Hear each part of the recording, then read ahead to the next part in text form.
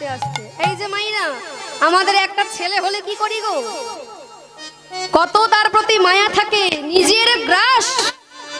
ধরো বাবা কিছু একটা ভালো খাচ্ছে, বাবার যদি একটু খেতে ভালো লাগে, বাবা বলে মনে মনে ভাবে না না এটা খুব সুন্দর খেতে লাগছে, আমি আমার ছেলেকে মুখে তুলে।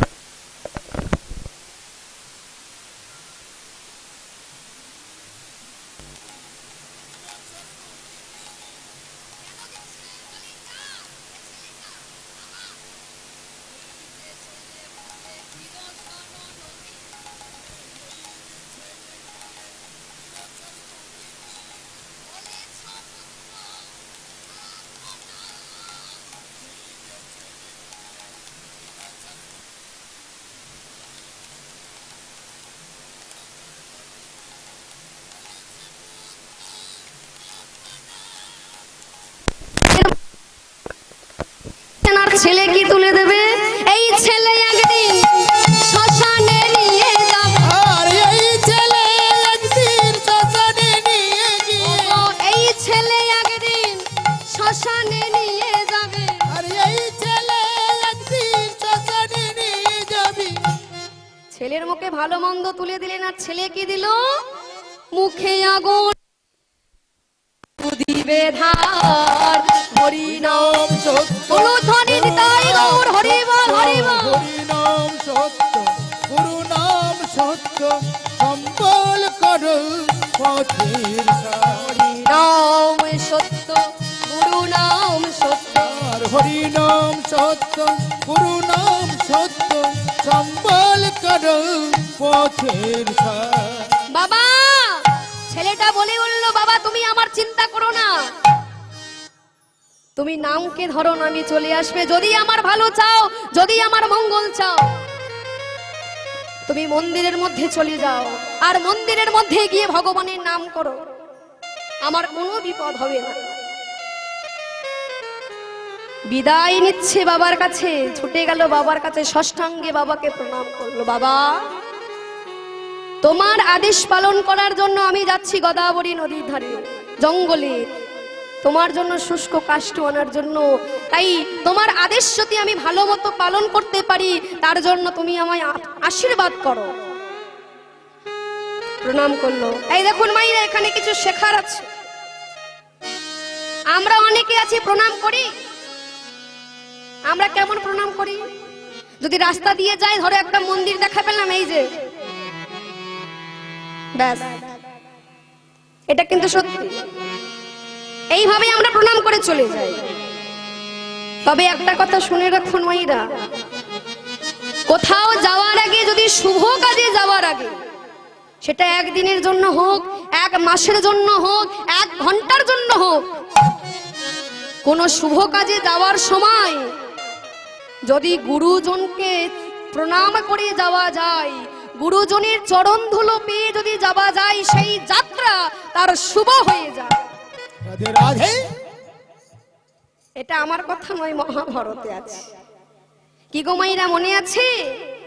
1 থেকে 11 বছর লীলা হলো বৃন্দাবন লীলা, 12 বছর হলো মথুরা লীলা, 13 বছর হস্তিনাপুর লীলা, আর 89 বছর হচ্ছে দ্বারকা লীলা। তাহলে মাইরা ভগবানের বয়সটা কত হলো? 125। আমার কথা নয়, ভাগবতের কথা। ভগবানের বয়স হলো 125। বারবার ভগবান জীবকে শিক্ষা দিচ্ছে যে ওরে বাবা মার চরণে প্রণাম করতে হয়, গুরুজনকে প্রণাম করতে হয়, গুরুজনের চরণ ধুলো নিতে হয়। ওই জন্য কুরুক্ষেত্রে যুদ্ধে যাওয়ার আগে, কুরুক্ষেত্রে যুদ্ধের আগের দিন যুধিষ্ঠির বারবার গিয়ে কৃষ্ণকে বলেছিল, কৃষ্ণ কৃষ্ণ রে, ওরে কৃষ্ণ একটু ক্ষণকাল বিলম্ব কর। কৃষ্ণ বলেছিল, কেন দাদা, কি দরকার? কৃষ্ণ যুধিষ্ঠির বলেছিল, কৃষ্ণ রে কাল তো আমি যুদ্ধে যাব, জানি না যুদ্ধে গিয়ে আমি আর যুদ্ধ থেকে বাড়ি ফিরে আসবো কিনা। যুদ্ধে গিয়ে যদি আমার প্রাণ চলে যায়, আমি যদি মারা যাই, তাহলে যে আমার বড় মার চরণ ধুলো আর পাওয়া হবে না। রাধে রাধে। তাই কৃষ্ণ একটু ক্ষণকাল বিলম্ব কর, আমি একটু যাবো আর আসবো, আমি একটু বড় মাকে, বড় মা গান্ধারীকে প্রণাম করে যাবো আর চলে আসবো। রাধে রাধে। কৃষ্ণ বলে, দাদা, যে বড় মা, যে গান্ধারী তোমাদের কোনোদিন ভালো চাইনি, আজীবন কামনা করে গিয়েছে ভগবানের কাছে কবে পঞ্চ পাণ্ডবের মৃত্যু হবে, কবে পঞ্চ পাণ্ডব ধ্বংস হয়ে যাবে, ক্ষতি চায়, তুমি কিনা যাবে সেই বড় মা গান্ধারীকে প্রণাম করতে? যুধিষ্ঠির বলেছিল, কৃষ্ণ রে, জানি বড় মা কোনোদিন আমাদের ভালো চাইনি, সব সময় ভগবানের কাছে প্রার্থনা করেছে কবে পঞ্চপাণ্ডব ধ্বংস হয়ে যাবে, মৃত্যু হয়ে যাবে, তবুও সে তো আমার বড় মা, আমি তাকে একটু প্রণাম করে যেতে চাই। যদি আমি যুদ্ধে গিয়ে মারা যাই তাহলে যে বড় মাকে আর প্রণাম করা হবে না, বড় মার যে আশীর্বাদ পাওয়া হবে না, তাই কৃষ্ণ ক্ষণকাল একটু বিলম্ব কর, আমি গিয়ে বড় মাকে একটু প্রণাম করে আসি। কৃষ্ণকে দাঁড় করিয়ে রেখে যুধিষ্ঠির গেল। যুধিষ্ঠির গেল গান্ধারীর কাছে, আর গান্ধারী করছে কি, দাঁড়িয়ে দাঁড়িয়ে কাঁদছে আর কৃষ্ণকে বলছে, কৃষ্ণ, মনে মনে কৃষ্ণকে জানাচ্ছে, কৃষ্ণ রে, কেন করলি, কেন করলি তুই আমার সাথে এমন? 100টা ছেলেই আমার খারাপ হয়ে গেল, কেন করলি না তুই আমার 100 ছেলেটাকে মধ্যে একটা ছেলেকে ভালো করতে পারলি না? রাধে রাধে। কেন করলি না? আমার 99 ছেলেটা খারাপ হতো, তাতে আমার কিছু যায় আসতো না, একটা ছেলে তো ভালো হতো, কেন করলি না? গান্ধারী কাঁদছে, কৃষ্ণের করছে, কৃষ্ণকে মনে মনে জানাচ্ছে, ভগবানকে জানাচ্ছে আর কাঁদছে, কেন করলি না? এমন সময় পিছন থেকে যুধিষ্ঠির করলো কি, ডাক দিল, বড় মা, বড় মা গো,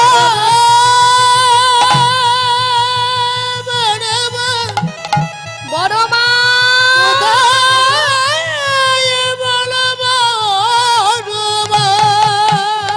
বড় মা, কে কে আমাকে এমন বড় মা করে ডাকে? চমকে উঠলেন গান্ধারী, পিছন ঘুরিয়ে তাকিয়ে দেখে যুধিষ্ঠির দাঁড়িয়ে আছে। যুধিষ্ঠির, কি চাই, কি চাই? দেখতে এসেছিস আমি তোর বড় মা কত ভালো আছি, দেখতে এসেছিস আমি কত সুখে আছি, কি চাই এখানে এসেছিস? যুধিষ্ঠির বলল, ও বড় মা, তুমি রাগ করছো কেন? রাগ করছো কেন? এমন রাগ করো না, আমি কিসের জন্য এসেছি জানো বড় মা? কাল তো আমি কুরুক্ষেত্রে যুদ্ধে যাব, যুদ্ধে যদি গিয়ে আমি আর ফিরে না আসি তাহলে যে তোমাকে প্রণাম করা হবে না, রাধে রাধে। তোমাকে প্রণাম করে আমার আশীর্বাদ নেওয়া হবে না, তাই তো তোমার কাছে এসেছি একটু প্রণাম করতে, তোমার কাছে আশীর্বাদ নিতে। কথাটা শুনে স্তম্ভিত হয়ে গেল গান্ধারী। হায় হায়, দেখছো, যাকে আমি শত্রুর ছেলে বলে মনে করি, সারাক্ষণ ভগবানের কাছে এদের নামে ক্ষতি চাই, আর সেই শত্রুর ছেলে আমাকে প্রণাম করতে এসেছে, আমার কাছে আশীর্বাদ নিতে এসেছে।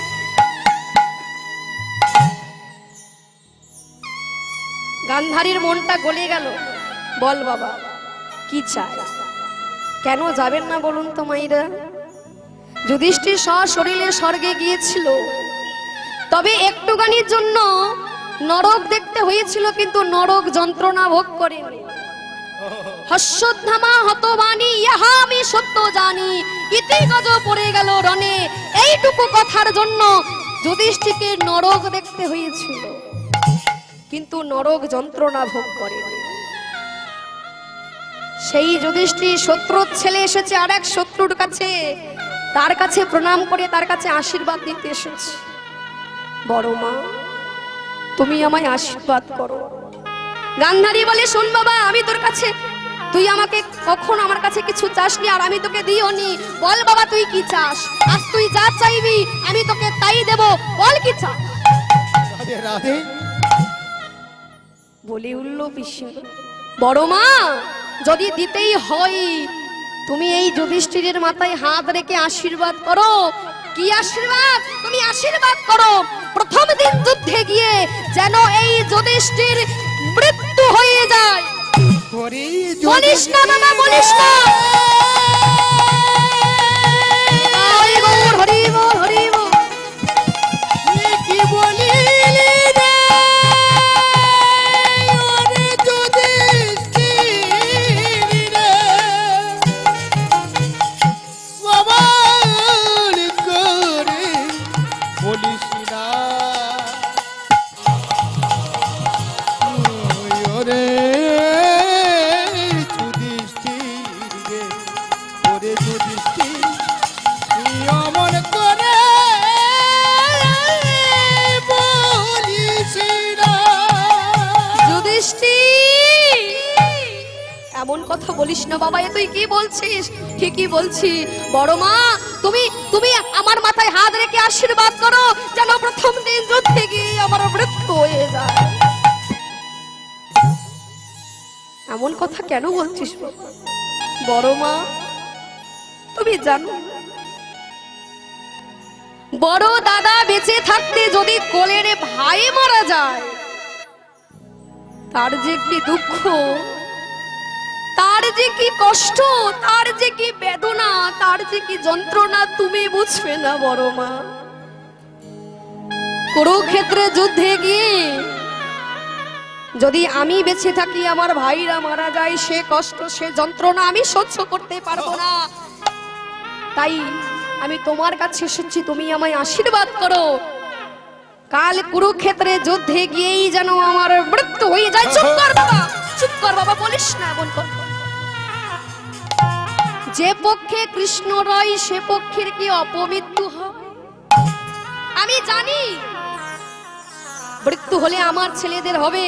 আমি জানি আমার প্রত্যেকটা ছেলে কুরুক্ষেত্রে যুদ্ধে যাবে, কেউ বাড়ি ফিরে আসবে না, সবাই মারা যাবে, সবার মৃত্যু হয়ে যাবে। কিন্তু তোরা জয়ী হয়ে ফিরবি, কারণ যার পক্ষে কৃষ্ণ আছে, যারা ভগবানের চরণ শরণ করে তাদের কখনো বিপদ হয় না। তাই আমি তোকে আশীর্বাদ করছি বাবা, কতই জয়ী হয়ে ঘরে আসিবি। ওরে জয়ী গয়ে ঘরে আসিবি কতই জয়ী হয়ে ঘরে আসিবি।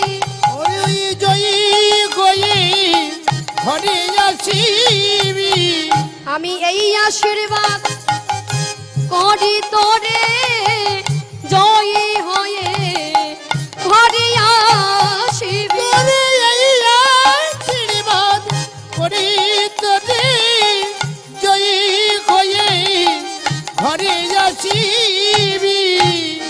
যেই না এমন আশীর্বাদ করছে দুর্যোধন বুঝতে পারলো।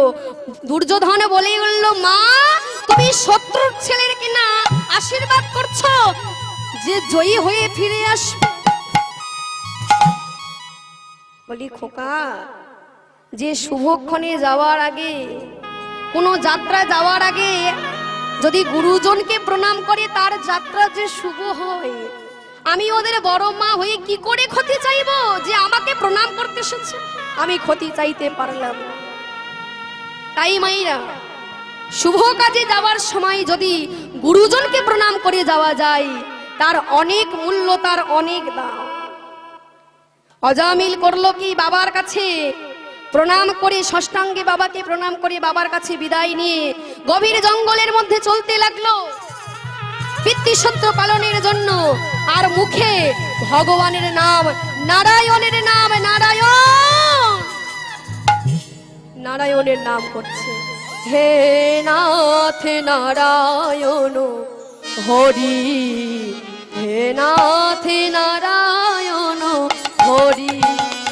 হে নাথ নারায়ণ হরি, হে নাথ নারায়ণ হরি। হে নাথ নারায়ণ হরি, হে নাথ নারায়ণ হরি। আর হে নাথ নারায়ণ হরি, হে নাথ নারায়ণ হরি। জয়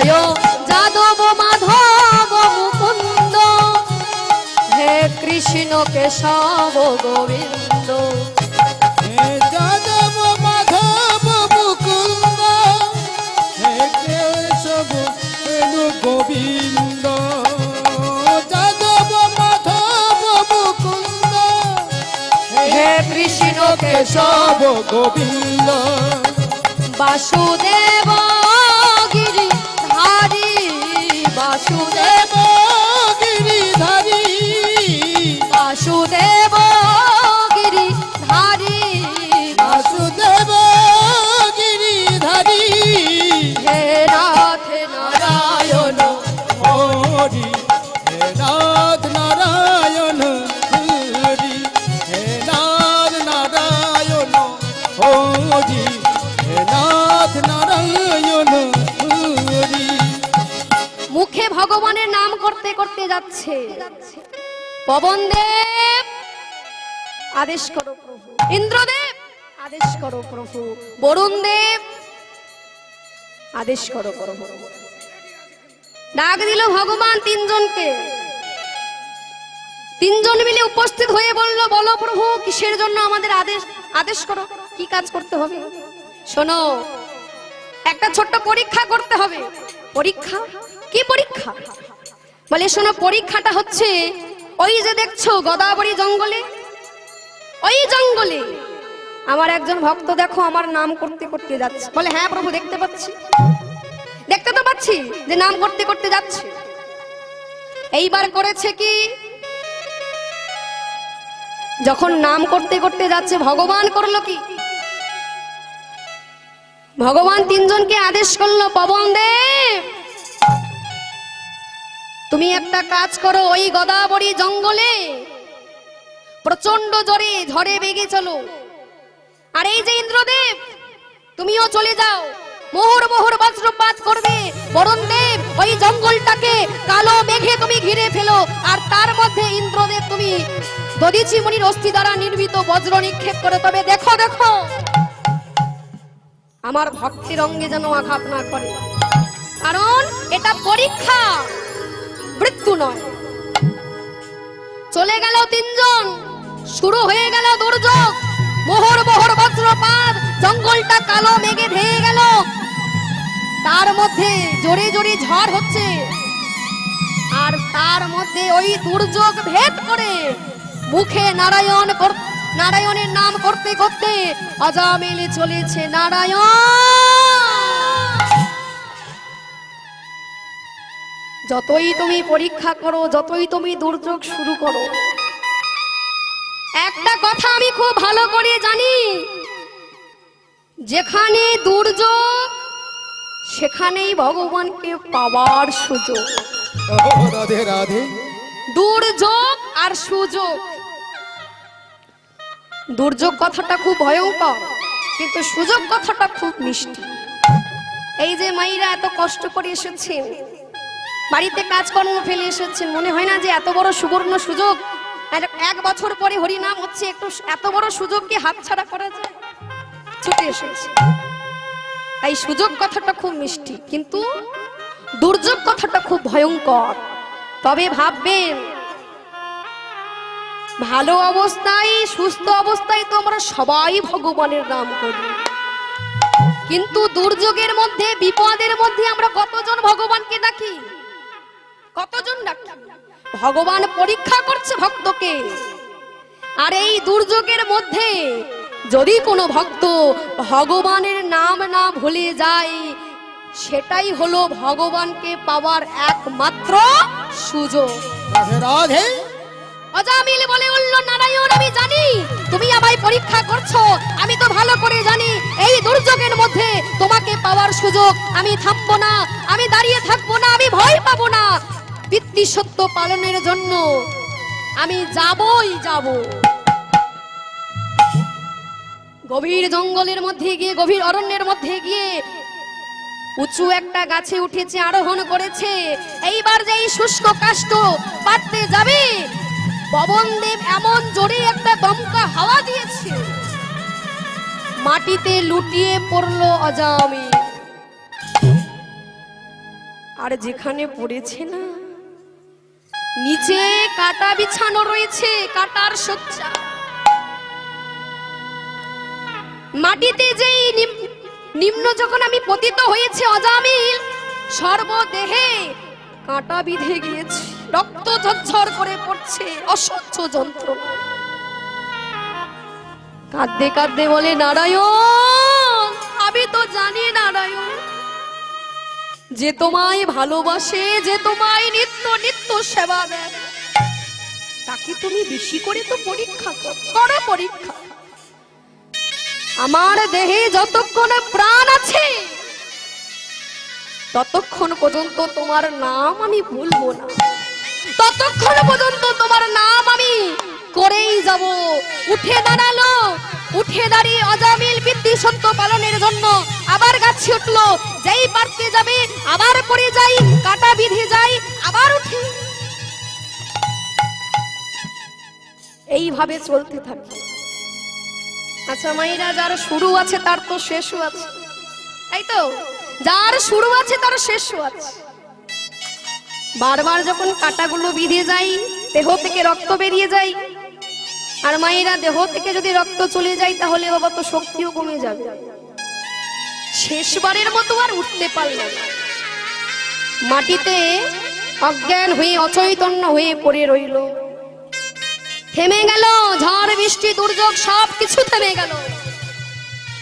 সবকিছু যখন থেমে গিয়েছে, ভোর হয়ে গেছে, সকাল হয়ে গিয়েছে। এর মধ্যে সকালে যখন হয়েছে, অজামিল এবার আস্তে আস্তে চোখ খুলেছে। আবছা আবছা চোখে দেখলো যে গায়ে একটা কাটা বিঁধে ছিল, সেই কাটাগুলো নেই। গায়ে কাদা লেপা ছিল, সেই কাটাগুলো নেই। কে জানো সবকিছু পরিষ্কার করে, সবকিছু পরিষ্কার করে লতা পাতার প্রলেপ দিয়ে দিয়েছে, তবে দেহে ব্যথা আছে। এর মধ্যে একটা ঘটনা ঘটেছে, এর মধ্যে একটা ঘটনা ঘটেছে, সেটা পরে বলছি। চোখ খুলে দেখে কি জঙ্গলের মধ্যে আর নেই গো। কোথায় আছে? একটা পাতার কুটির, তৃণসজ্জায় শায়িত রয়েছে। চোখ খুলে আবছা আবছা চোখে দেখে ওই কুটিরের বাইরে কে যেন একজন দাঁড়িয়ে রয়েছে। তবে সে মানবী নয়, তবে আবার রাক্ষসীও নয়, কিন্তু একজন দাঁড়িয়ে আছে। কে সে? খড়গ হাতে, ললিত জিহ্বা, নরমুণ্ড তার ঝুলছে গলায়। কে? আবছা আবছা চোখে দেখে মা দাঁড়িয়ে আছে। মা, তাহলে মা এটাই কি তোর লীলা? মা যেই না ভালো করে মাকে দেখতে যাবে, এমন সময় একজন এসে গেল। এসেই বলল, ওগো ঠাকুর মশাই, ও ঠাকুর মশাই। বলি, ঘুম ভেঙেছে ঠাকুর মশাই? বলি, জ্ঞান ফিরেছে তোমার? এখন কেমন ভালো আছো? বলি, কে তুমি গো? কে? বলি, শোনো, তুমি আমাকে চিনবে না, চিনবেই বা কি করে? তুমি তোমায় চেনো না, তবে আমি তোমাকে খুব ভালো করে জানি, খুব ভালো করে চিনি। সেই ছোট্ট থেকে আমি তোমাকে দেখেছি, জানো? তুমি ওই গোদাবরী নদীতে তোমার বাবার সাথে স্নান করতে আসতে, আমি দূর থেকে দেখতাম, তোমাকে লক্ষ্য করতাম। তুমি হলে কুলীন ব্রাহ্মণের পুত্র। ঠাকুর, ঠাকুর, তোমাকে আমি খুব ভালো করেছি। আচ্ছা, আমি এখানে কি করি না? ঠাকুর, আমি এনেছি। আমি সকালে গিয়েছিলাম, এই যে মা কালীর মূর্তিটা দেখছো না, এই মূর্তিকে, এই মাকে আমি পুজো করি। মার পুজোর জন্য আমি জঙ্গলে ফুল তুলতে গিয়েছিলাম ভোরে। আর গিয়ে সে কি দৃশ্য! গিয়ে দেখলাম তুমি কাটার জঙ্গলের উপর শুয়ে আছো, সর্বদেহে সর্ব অঙ্গে কাটা বিঁধে আছে, কাদা লেপা, ক্ষতবিক্ষত তোমার দেহ। এই যে আমি তোমাকে দেখে ফুলের সাজিটা দূরে ছুঁড়ে ফেলে দিয়ে, আমি একজন যুবতী নারী, তোমাকে অনেক কষ্ট করে তুলে আমার এই পাতার কুটিরে আমি তোমায় নিয়ে এসেছি। আমি নিয়ে এসে তোমার দেহ থেকে একটা একটা করে কাটা তুলে পরিষ্কার করে লতা পাতার প্রলেপ দিয়ে মায়ের কাছে বলেছিলাম, মা, মারে শোন মা, আমি তোকে বলছি, আমি তোকে এত ভালোবাসি, আমি তোর নিত্য সেবা দিই, এই ব্রাহ্মণের ছেলে যেন আমি এসে একটু পরে এসে যেন দেখি এই ব্রাহ্মণের ছেলের জ্ঞান ফিরে গিয়েছে, তার প্রাণ ফিরে এসেছে। মা আমার কথা রেখেছে। অজামিল বলে উঠল, আচ্ছা এত কথা যে তুমি বলছো, তোমার পরিচয়টা দিলে না তো? বলো না কে তুমি, বলো না কি কি তোমার পরিচয়, কে বলো কে তুমি, বলো বলো বলো বলো কে, বলো বলো কে, বলো কে তুমি,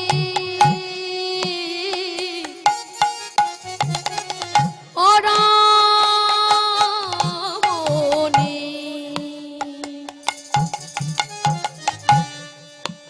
আছো আড়ালে, বলো কে বলো না কে তুমি, তুমি,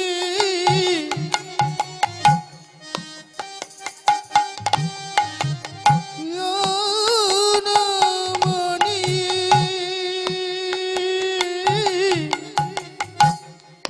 আছো আড়ালে, বলো কে, বলো কে, বলো কে, বলো কে, বলো কে, বলো কে, বলো কে, বলো কে, বলো কে, বলো কে, বলো কে, বলো কে, বলো কে, বলো কে, বলো কে, বলো কে, বলো কে তুমি,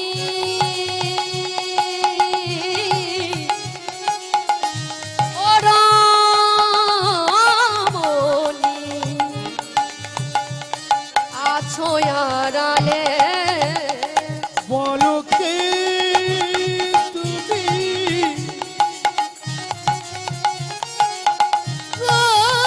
রামণি, গাছ আড়ালে, তপ্ত কাঞ্চন বর্ণ, হাসি কথা তক তক চলক হয়ে তুমি, হাসি কথা বলো কে, বলো কে, বলো কে, বলো কে, বলো কে, বলো কে, বলো কে, বলো কে, বলো কে তুমি, ও রামণি, আছো আড়ালে, বলো বলো বলো বলো কে তুমি,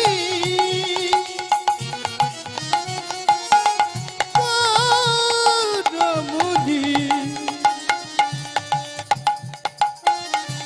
গাছ আড়ালে, বলো না কে তুমি। মেয়েটা বলে উঠল, ঠাকুর এই যে এতক্ষণ ধরে তুমি আমার সাথে মিষ্টি মিষ্টি ভাবে কথা বললে না, আমার পরিচয়টা যদি একবার জানতে পারো তাহলে আমার সাথে আর মিষ্টি ভাবে কথা বলবে। কেন, কি হয়েছে? বললাম তুমি হলে উচ্চ জাত, তুমি হলে ব্রাহ্মণের ছেলে, আর আমি কোথায় হলাম চণ্ডালের মেয়ে। তুমি চণ্ডাল? এই দেখলে তো, আমি জানতাম তুমি শুনলে এমনই করবে। আরে দেখো তা নয়, তুমি চণ্ডালের মেয়ে। তোমার নামটা কি? আমার নাম হলো বীরনি। আমার বাবা আমার নাম রেখেছে বীরনি। আমি শুনেছি তোমার যেমন ছোটবেলায় মা মারা গিয়েছে তোমাকে জন্ম দিয়ে, ঠিক তেমন আমারও ছোটবেলায় আমার মা মারা গিয়েছে। আমার বাবা আমায় মানুষ করেছে। ওই যে শ্মশানটা দেখছো না, ওই শ্মশানে আমার বাবা মরা পোড়াতো। আমার কিছুদিন হলো আমার বাবাও মারা গিয়েছে। আর এই যে কালী মূর্তিটা দেখছো, এটা তো আমার বাবার তৈরি, আমার বাবা তৈরি করেছে। বাবা যখন মারা গিয়েছে,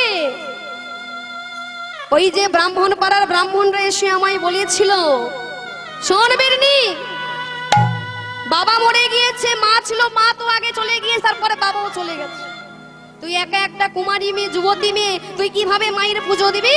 তার থেকে একটা কাজ কর, ওই মাকে তুই গোদাবরী নদীর জলে ভাসিয়ে দে। রাধে রাধে। আমি প্রতিবাদ করে বলেছিলাম, না, আমার বাবার তৈরি মূর্তি আমি সেবা পূজা দেব, আমি দেখব। তাদের কথা অমান্য করেছি বলে আজকের আমাকে এক ঘরে করে দিয়েছে।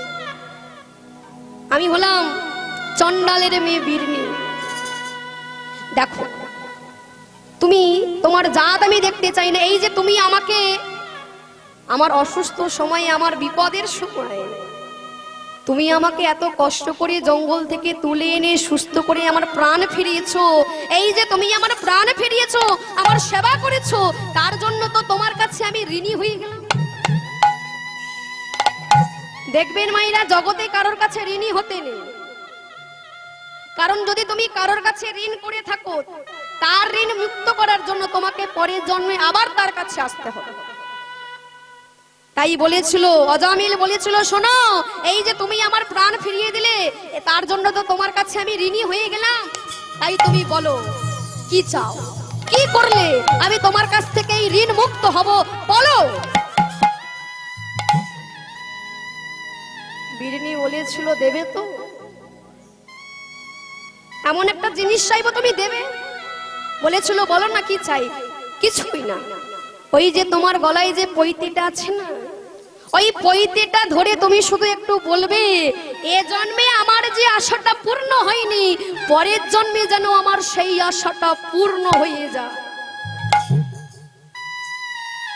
তুমি এটা শুধু একবার বলো। অজামিল বলে উঠল, কি কি চাও তুমি? কি এমন আশা যে তুমি আমাকে বলতে পারছো না? সেই আশাটাই বলো না। বলছে, আশাটা বলবো? তাহলে শোনো, আমি জানি আমি চন্ডালের মেয়ে, আমার কোনোদিন বিয়ে হবে না। নারী জীবনে তো তিনটি মাত্র চাওয়া পাওয়া থাকে। কি গো মায়েরা? মায়েরা ভালো করে জানবে, অনেক সময় বাবারা মায়েদের খোটা দিয়ে বলে, মেয়েরা নাকি শাড়ি গয়না খুব ভালোবাসে, বলে না? বলে তো। কিন্তু এটা সত্যি নয়। শাড়ি গয়না যতই ভালোবাসুক না কেন, একটা ভালো শাড়ি 2 থেকে 3 মাস পরার পরে আবার সুন্দর করে ভাঁজ করে আলমারি তুলে দেয়। একটা গয়না 2-3 মাস পরার পরে তাকে যত্ন করে আলমারি তুলে রাখে। বলে সব থেকে নারী জীবনে যেটা মূল্যবান সম্পদ, যেটা না হলে নারী জীবনে পূর্ণতা আসে না, সেটা হলো 3টি জিনিস। 1 হলো সোনার সংসার, 2 হলো দেবতুল্য স্বামী, 3 হলো সন্তান সন্ততি। নারীর জীবনে যদি এই 3টি জিনিস না থাকে, তার নারী জীবনে কোনো পূর্ণতা নেই, তার নারী জীবনের কোনো পূর্ণতা নেই। আমি জানি ঠাকুর, আমি চন্ডালের মেয়ে, আমার কোনোদিন বিয়ে হবে না। তুমি শুধু তোমার ওই যোগ্য সূত্রটা ধরে, তোমার ওই পৈতেটা ধরে তুমি শুধু একবার বলো, এ জন্মে আমার যে আশাটা পূর্ণ হয়নি, পরের জন্মে যেন সেই আশাটা পূর্ণ হয়। যাকে আমি স্বামী বলে ছোট থেকে মেনেছি, পরের জন্মে যেন আমি তাকে পাই। এটাই তোমার কাছে আমার চাওয়া, আর কিছু চাই না। অজামিল বলে উঠল, কাকে তুমি স্বামী বলে মেনেছো সেটা তো বলো। ওটা যদি না বলো, আমি তো কোনোদিন বলবো না। এটাও জানতে চাও? তাহলে শোনো, ছোট থেকে আমি দেখতাম তুমি তোমার বাবার সঙ্গে গোদাবরী নদীতে স্নান করতে আসতে। আর জানো, আমি দূর থেকে তোমাকে দেখতাম, আমি দূর থেকে প্রত্যেকদিন তোমাকে দেখতাম।